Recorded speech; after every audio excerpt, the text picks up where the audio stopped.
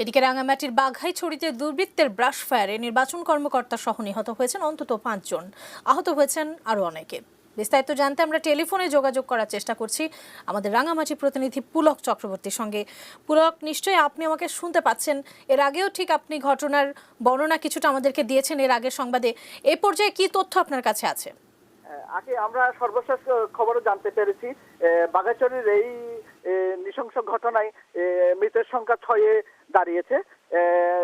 আজ ভোট গ্রহণ শেষে যখন সাজেক ইউনিয়নের কংলাক এলাকার একটি ভোট কেন্দ্র থেকে যখন ভোটের সরঞ্জাম নিয়ে গাড়ির বহর নিয়ে নির্বাচনী কর্মকর্তা এবং আইন শৃঙ্খলা রক্ষাকারী সদস্যরা ফিরে আসছিলেন, দিঘিনালা মারিশা সড়কের সেই 9 কিলো এলাকায় অস্ত্রধারীদের অতর্কিত ব্রাশ ফায়ারে তারা ঘটনাস্থলে নিহত হয়। তাদেরকে বাঘাইছড়ি থানা স্বাস্থ্য কমপ্লেক্সে ভর্তি করার পর নিহতের পরিচয়গুলো জানা যায়।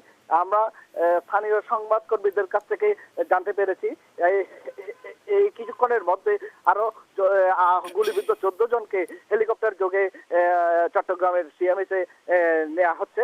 এখনো তারা অপেক্ষা করছে তাদেরকে দ্রুত চিকিৎসা যাতে দেওয়া যায়, তাদেরকে হেলিকপ্টারে করে পাঠানোর চেষ্টা চলছে।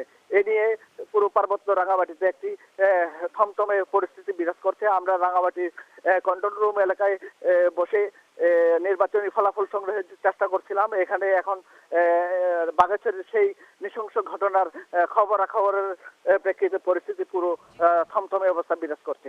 আকি পুলক, আপনি থাকুন আমাদের সঙ্গে, নিশ্চয়ই আমরা পরবর্তী আবারও কোনো আপডেটে আপনার কাছে যোগাযোগ করার চেষ্টা করব।